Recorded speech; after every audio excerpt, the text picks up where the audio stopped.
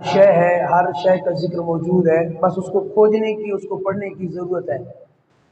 لوگ کیا کہیں گے ہمارے معاشرہ میں سمجھنے کے بہت بڑا ایشو ہے، بہت بڑا مسئلہ۔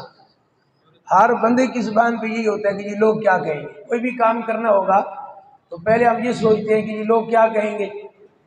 مثال کے طور پہ آپ کسی نوجوان کو کہیں کہ جی آپ داڑھی رکھ لیں، آپ نماز پڑھتے ہیں ماشاءاللہ، تو وہ کہے گا جی میرا دل تو چاہتا ہے کہ میں داڑھی رکھ لوں، لیکن لوگ کیا کہیں گے، میرے دوست کیا کہیں گے، میرے فیملی کیا کہے گی، میرے گھر والے کیا کہیں گے۔ تو لوگ کیا کہیں گے، یہ بہت سارے ہم سے وہ کام کروا لیتا ہے کہ جو بالکل حرام ہوتے ہیں۔ بہت سارے وہ کام کر لیتے ہیں کہ جس میں رب اور اس کا محبوب ناراض ہے، اور پھر بھی وہ کام ہم کرتے ہیں کیونکہ لوگ کیا کہیں گے۔ قرآن مجید کے اندر یہ آیت موجود ہے، آپ دیکھیے ذرا کیا خوبصورت انداز ہے۔ فرمایا یستخفون من الناس ولا یستخفون من اللہ، فرمایا وہ لوگوں سے شرماتے ہیں، اللہ سے نہیں شرماتے۔ کوئی بھی کام کرنا ہے، دیکھیے وہی بات ہماری آ گئی، لوگ کیا کہیں گے۔ رب کا خوف نہیں ہے، بندوں کا خوف ہے۔ بندوں کی شرم ہے تو اللہ کی حیا، اس کے محبوب کی حیا۔ لوگ کیا سوچیں گے، تو یہ کبھی کیوں نہیں کہا کہ میرا رب اس مقام پہ کیا فرماتا ہے یا میرا محبوب کیا فرماتا ہے، پھر میں یہ کام کروں گا۔ فرمایا یستخفون من الناس ولا یستخفون من اللہ، وہ لوگوں سے تو شرماتے ہیں، اللہ سے نہیں شرماتے۔ اور دیکھیں کمال کا جملہ دیکھیں اسی آیت میں، فرمایا حالانکہ وَهُوَ مَعَهُمْ، حالانکہ اللہ اس وقت بھی ان کے ساتھ ہوتا ہے، اِذْ يُبَيِّتُونَ مَا لَا يَرْضَى مِنَ الْقَوْلِ، جب وہ رات کو ایسی بات کا مشورہ کرتے ہیں جو اللہ کو پسند نہیں ہے۔ وَهُوَ مَعَهُمْ، اس وقت بھی ان کا رب ان کے ساتھ ہے، وہ ہر شے کو سن رہا ہے، ہر شے کو دیکھ رہا ہے۔ اس وقت بھی جب اور تیسرا کوئی نہیں، ہاں آپس میں مشورہ کر رہے ہیں یا اکیلے کوئی بندہ کوئی پلان بنا رہا ہے، کچھ سوچ رہا ہے، تو کہا کہ اللہ تو وَهُوَ مَعَهُمْ، اس وقت بھی تمہارے ساتھ ہے، لیکن تم لوگوں سے شرماتے ہو، تم لوگوں کا خوف رکھتے ہو، تمہیں لوگوں کی فکر ہے، لیکن رب کی فکر، اس کے محبوب کی فکر۔ لوگ ناراض نہ ہو جائیں، میرا دوست مجھ سے ناراض نہ ہو جائے اگر میں نے یہ کام نہ کیا، تو میری گیدرنگ جو ہے وہ مجھ سے ناراض نہ ہو جائے اگر میں نے یہ کام کر لیا، لیکن کبھی یہ نہیں سوچا کہ میں یہ جو کام کر رہا ہوں کہیں میرا رب مجھ سے ناراض نہ ہو جائے، کہیں رب کا محبوب بھی مجھ سے ناراض نہ ہو جائے۔ تو یہ انداز ہمارے معاشرے کے اندر عام طور پر موجود ہے۔ اور دیکھیے ذرا ایک اور آیت ہے جو خطبے کے اندر میں نے پڑھی، یا ایھا الذین آمنوا اتقوا اللہ، اے ایمان والو اللہ سے ڈرو، اللہ سے ڈرو، وقولوا قولا سدیدا، اور سچی بات کہو۔ اس ضمن کے اندر علماء نے یہ بات لکھی ہے کہ لوگ کیا کہیں گے۔ کیا مطلب کہ رب تو یہ فرما رہا ہے کہ مجھ سے ڈرو، اور جب بھی بات کرو تو سچی بات کرو۔ یہ نہیں کہ میں نے اگر یہ بات کی تو لوگ کیا کہیں گے، اگرچہ بات سچی بھی ہے، اگرچہ قرآن و حدیث کی بات مطابق بھی ہے، اگرچہ شریعت کا حکم ہے، اگرچہ قرآن کا حکم اس پر موجود ہے، لیکن میں یہ بات نہیں کر رہا، کیوں؟ لوگ کیا کہیں گے۔ تو رب کیا فرما رہے ہیں، وَقُولُوا قَوْلًا سَدِيدًا، نہیں، لوگ جو مرضی کہیں، سارا زمانہ تم سے ناراض ہو جائے، تم نے حق بات کہنی ہے، لوگوں کی فکر نہیں کرنی، حق بات کہنی ہے۔ اب مجھے بتائیے اس پہ کتنی پیاری مثال موجود ہے۔ آپ دیکھیے کہ جب اللہ کے محبوب صلی اللہ تعالیٰ علیہ وسلم کو یہ حکم ہوا کہ آپ حضرت زینب سے نکاح کریں، دیکھیں پوری سوسائٹی ایک طرف ہے، عالم عرب پورا ایک طرف ہے، اور ایک طرف اکیلے اللہ کے محبوب ہے۔ رب کا حکم کیا ہے کہ لوگوں کے خلاف کرنا ہے، ہم نے یہ قانون توڑنا ہے کہ جو منہ بولا بیٹا ہوتا تھا نا عرب کے اندر، تو عرب والے اس کو سگے بیٹے کے برابر سمجھتے تھے۔ تو قرآن نے کہا کہ ایسا تو ہو نہیں سکتا کہ آپ کسی کا بیٹا لے لیں، جیسے ہمارے معاشرے میں عام ہوتا ہے، کسی کا بیٹا لے لو، آئی ڈی کارڈ کے اوپر نام والد کے اندر اپنا نام لکھوا دیتے ہیں، حالانکہ یہ حرام ہے شرعن۔ کسی کا بیٹا لے کے اس کو اپنا نام دے دینا یہ شرعن درستی نہیں ہے۔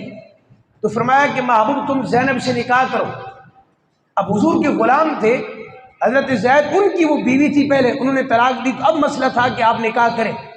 اتنا بڑا مسئلہ تھا، یقین جانیے کہ شاید ہی کوئی عام بندہ ہوتا تو کبھی یہ کام نہ کرتا، لیکن چونکہ رب کے محبوب تھے نا، ساری دنیا کی مخالفت آپ نے لی لیکن رب کے حکم کو مانا، اور عرب کے پورے دستور کو، ان کے قانون کو، عرب کی سوسائٹی، ان کا معاشرہ، ان کے ہر چیز کو توڑ دیا، ان کے رسم و رواج کو توڑ دیا، ان کے اصول کو توڑ دیا، کہ وہاں عرب میں یہ تھا کہ منہ بولے بیٹے کی بیوی سے نکاح نہیں ہو سکتا تھا، کہ بھئی اپنی بہو سے نکاح کر لیے، معاملہ یہاں تک۔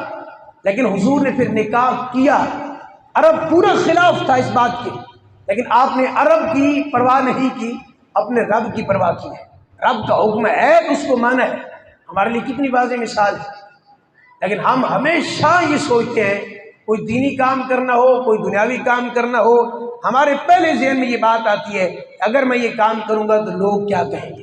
اب دیکھیے ذرا ایک اور آیت میں آپ کے سامنے پیش کرتا ہوں، سورہ المائدہ کی آیت ہے، فرمایا فلا تخشوا الناس واخشون، فرمایا اب تمہیں چاہیے کہ لوگوں سے نہ ڈرو، صرف میرا ڈر رکھو۔ فلا تخشون، فرمایا کہ لوگوں سے ڈرنا ہی نہیں ہے، فلا تخشوا الناس، جب بھی ڈرنا ہے تو مجھ سے ڈرنا ہے، جب بھی تمہیں فکر ہو تو میری فکر ہو، لوگوں کی فکر تو بعد میں ہے، خاندان والوں کی فکر تو بعد میں ہے، سب سے پہلے رب کا، میرا رب کا حکم اس کے بارے میں کیا ہے، میرے محبوب کا حکم اس کے بارے میں کیا ہے۔ ہم ایک بچے کی پیدائش سے لے کر اس کا نکاح، پھر اس کے آگے معاملات، پھر کوئی بندہ فوت ہو جاتا ہے، وہاں قبر کی دیوار تک آپ دیکھ لیں، بچے کی پیدائش سے لے کے قبر کی دیوار تک، ہم ہر جگہ یہی سوچتے ہیں کہ لوگ کیا کہیں گے۔ شادی میں ایک شخص شادی کرتا ہے، وہ سود پر قرضہ اٹھا لے گا، سود پر، یعنی حرام کام کرے گا، لیکن اپنا فنکشن اچھا ہونا چاہیے، کیوں؟ لوگ کیا کہیں گے۔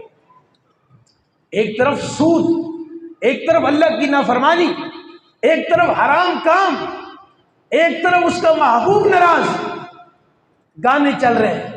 اب جا کے پوچھے بات کریں تو مذہبی بندہ ہوگا، کہے گا جی میرا دل نہیں چاہ رہا تھا لیکن کیا کریں، لوگ کیا کہیں گے، کہ جی پتہ ہی نہیں چل رہا کہ یہ کوئی شادی کی رسم ہے کہ یہ کوئی فوتگی کی رسم ہے، کوئی تو فرق ہونا چاہیے نا بیچ میں۔ یعنی حرام کام کر لینا ہے، رب اور اس کے محبوب کو ناراض کر لینا ہے، لیکن لوگ کیا کہیں گے ہم اس پر عمل ضرور کرنا ہے۔ اللہ کی عزت کی قسم ہے، حضور کے تمام صحابہ کرام علیہ رضوان کا اس بات پر پکا عقیدہ تھا، اصحاب پیغمبر جو بھی کام کرتے تھے ان کے ذہن میں سب سے پہلی بات یہ ہوتی تھی کہ میں یہ جو کام کر رہا ہوں، عرب کی پوری سوسائٹی میرے خلاف کھڑی ہو جائے، میرا پورا خاندان میرے خلاف کھڑا ہو جائے۔ اور یہ نہیں کہ انہوں نے صرف سوچتے تھے، ایسا ہوتا تھا۔ حضور کا ایک صحابی پوری قوم کے اندر، اللہ اکبر، ایک صحابی پوری قوم کے اندر، اپنے پورے علاقے کے اندر ایک صحابی، وہ سٹینڈ لے جاتا، سارا خاندان خلاف کھڑا ہو جاتا کہ تم نے یہ کام کیا ہے، تمہیں پتہ نہیں ہماری رسم و رواج کیا ہے، ہمارے قبیلے کا اصول کیا ہے، ہمارے خاندان کا سسٹم کیا ہے۔ وہ کہتا ہے میں خاندان کو نہیں، میں تو رب کے قرآن کو دیکھتا ہوں، اللہ اکبر، میرے پیش نظر خاندان نہیں ہوتا، رب کا قرآن ہوتا ہے، مجھے دنیا کی کوئی پرواہ نہیں، زمانہ خلاف ہوتا ہے تو ہو جائے، مجھے ہر وقت یہ پرواہ ہے نہ رب مجھ سے ناراض ہو نہ اس کا محبوب مجھ سے ناراض ہو۔ یہ انداز حضور کے اصحاب کا تھا، لیکن آج ہم جگہ جگہ پہ اسی شے کی ہمیں پرواہ ہے کہ کوئی عبادت بھی کرنی ہے تو سوچ کے کرنی ہے کہ لوگ کیا کہیں۔ اب دیکھیں بعض لوگ نماز کے قریب آ جاتے ہیں، تہجد تک کی وہ نماز پڑھنا شروع کر دیتے ہیں، قرآن کی تلاوت شروع کر دیتے ہیں، لیکن سر پہ امامہ نہیں رکھیں گے، زلفیں نہیں رکھیں گے، داڑھی نہیں رکھیں گے۔ ایک ہی جواب ہے کہ دل تو کر رہا ہے لیکن لوگ کیا کہیں گے۔ حضرت بلال نے تو یہ نہیں کہا تھا کہ میرے اوپر ظلم و ستم ہو رہا ہے، لوگ پاس سے گزرتے ہیں ہنستے ہیں بلال پر کہ یہ عجیب ہی قسم کا بندہ ہے کہ ان کو مارا جا رہا ہے اور یہ آگے سے مسکرا رہے ہیں۔ لوگ اس بات پر ہنستے تھے۔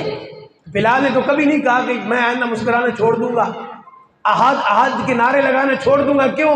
کہ جو بھی کافر گزرتا ہے مذاق اڑاتا ہے کہ بلال کو مار بھی ملتی ہے، آگے سے مسکراتی بھی ہے، آگے سے احد احد کے نعرے بھی لگاتے ہیں۔ تو بلال نے تو یہ جواب دیا کہ مجھے زمانے کی فکر نہیں، زمانہ جو مرضی کہے، مجھے پتہ ہے کہ یہ والی ادا میرے محبوب کو کتنی پسند آنی ہے۔ اور آپ کو پتہ ہے نا محبوب کو ادا کتنی پسند آئی تھی؟ صدیق کو فرمایا تھا کہ صدیق جاؤ، اب بلال پہ جو ظلم و ستم ہو رہا ہے نا وہ ہم سے برداشت نہیں ہو رہا۔ صدیق حضرت صدیق اکبر کو بھیجا۔ تو بلال اگر یہی سوچتے کہ عرب کی پوری سوسائٹی میرے خلاف ہے، ہر کافر گزرتا ہے تو جملہ کستا ہے، میں یہ کیا کر رہا ہوں، میرے صدیق کی مثال لے لے۔ جب سیدنا صدیق اکبر اسلام قبول کیا نا تو چھوٹا سا گھر ہے، مسجد ہے، وہاں بیٹھ کے قرآن کی تلاوت کرتے ہیں۔ اب آپ اندازہ لگائیے کہ رب کا قرآن ہو اور تلاوت کرنے والا یار غار ہو، ہائے ہائے ہائے، رب کا قرآن اور تلاوت کرنے والا یار غار اور یار مزار ہو، تو قرآن پڑھنے کا کوئی تو انداز ہوگا نا، بہت پیارا انداز۔ کافر نے کہا کہ آپ کو اجازت ہے ہمارے لوگوں کو دعوت نہ دیں، لیکن چلو آپ کو یہ اجازت ہے کہ آپ یہاں بیٹھ کے قرآن پڑھ سکتے ہیں۔ ان کو یہ پتہ نہیں تھا کہ آگے ہونے والا کیا ہے۔ صدیق اکبر رضی اللہ تعالیٰ کو تو پتہ ہے کہ کیا ہونے والا ہے۔ آپ نے فرمایا اجازت ہے نا؟ کہا آپ کو اجازت ہے، ہاں دعوت نہیں دینی ہمارے نوجوانوں کو کہ اسلام کی طرف آ جاؤ، اس دعوت نہیں دینی، قرآن پڑھ سکتے ہو، عبادت کر سکتے ہو۔ میرے صدیق نے نا صحن میں بیٹھ کے رب کا قرآن پڑھنا شروع کر دیا۔ اللہ اکبر، صحن میں بیٹھ کے رب کا قرآن جو دلوں میں اتر جاتا ہے، بند دروازوں کو جو کھول دیتا ہے اور دل کی دنیا کو تبدیل کر دیتا ہے۔ اور پڑھنے والا صدیق اکبر، جب 2 3 4 دن گزرے نا سارے عرب کے لوگ جو کفار تھے نا وہ جمع ہو کے صدیق کے پاس، بلکہ حضور کے پاس عرض کی آپ کا یار غار یہ قرآن تو پڑھتا ہے ٹھیک ہے، لیکن ان کو آج سے کہیں کہ اندر جا کے قرآن پڑھیں، اتنی اونچی آواز سے نہ پڑھیں۔ کیوں کہ ہمارے نوجوانوں نے جب سے صدیق سے قرآن سننا شروع کیا ہے، جس خوف خدا میں، جس خشیت الہی میں، جس انداز میں صدیق قرآن پڑھتا ہے، ہمارے نوجوان بچے کھینچے کھینچے چلے جاتے ہیں۔ تو صدیق نے تو کبھی نہیں کہا تھا کہ سارا عرب خلاف ہے، میں دشمنوں کے اندر بیٹھ کے رب کے قرآن کی تلاوت کر رہا ہوں، یہاں تو ماننے والے کوئی نہیں ہے۔ نہیں، صدیق نے بغیر کسی کی پرواہ کی رب کے قرآن کو پڑھا ہے۔ اور پھر دیکھیں جن کو زمانے کی پرواہ نہیں ہوتی نا، ان کی زبان میں پھر تاثیر کتنی ہوتی ہے۔ فرمایا بچے تو ہمارے ہیں، تربیت تو ہم نے کی ہے، لیکن جب صدیق قرآن پڑھتا ہے نا ہمارے بچے کام چھوڑ دیتے ہیں، صدیق کا قرآن سننے لگ جاتے ہیں۔ یہ ہے رب کی پرواہ، زمانے کی پرواہ نہیں کرنی۔ آخری بات توجہ سے سنیے گا، اس پورے بیان کا لب لباب اور خلاصہ یہ نکلا کہ خدا کے لیے ہر کام کرنے سے پہلے، خصوصاً دین کا کام کرنے سے پہلے، صرف اور صرف آپ کی نیت یہ ہونی چاہیے کہ میں یہ کام کر رہا ہوں۔ کوئی آپ سے سوال کرے تو بغیر سمجھے آپ اس کو جواب دیں کہ میں یہ کام اس لیے کر رہا ہوں کہ میرا رب اور میرا محبوب مجھ سے راضی ہو جائے۔ مجھے زمانے کی کوئی پرواہ نہیں ہے، مجھے جگ کی کوئی پرواہ نہیں، زمانہ واہ واہ کرے یا نہ کرے، زمانہ میرے خلاف بات کرے، زمانے کو برا لگے، زمانے کو اچھا لگے۔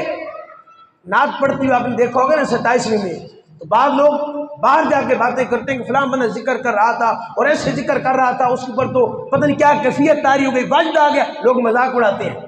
حالانکہ حدیث صحیح روایت موجود ہے، رب کا ذکر ایسے کرو کہ لوگ تمہیں دیوانہ سمجھیں، یہ روایت صحیح موجود ہے۔ ایسے ذکر کرو جھوم جھوم کر، محبوب کی نعتیں پڑھو تو آنکھیں اشک بار ہوں، تصور سامنے تصور مدینہ ہو، اور یوں تصور کرو حضور کے سامنے ہم نعت پڑھ رہے ہیں۔ یا یہ نہیں تصور کر سکتے، کم از کم یہ تو تصور کرو کہ روزہ مبارک سامنے ہے، لب پہ حضور کی نعت، حضور کی تعریف، اور سامنے حضور کا روزہ مبارک ہے، اس انداز میں حضور کی نعت پڑھ رہا ہوں۔ قرآن کی تلاوت کرو تو جھوم جھوم کر قرآن کی تلاوت کرو، زمانہ جو مرضی کہے، مجھے زمانے کی پرواہ نہیں ہے، مجھے فکر ہے تو میرے رب کی ہے، مجھے اپنے محبوب کی فکر ہے۔ یہ انداز ہمارا ہونا چاہیے۔ دعا رب تعالیٰ اس کے اوپر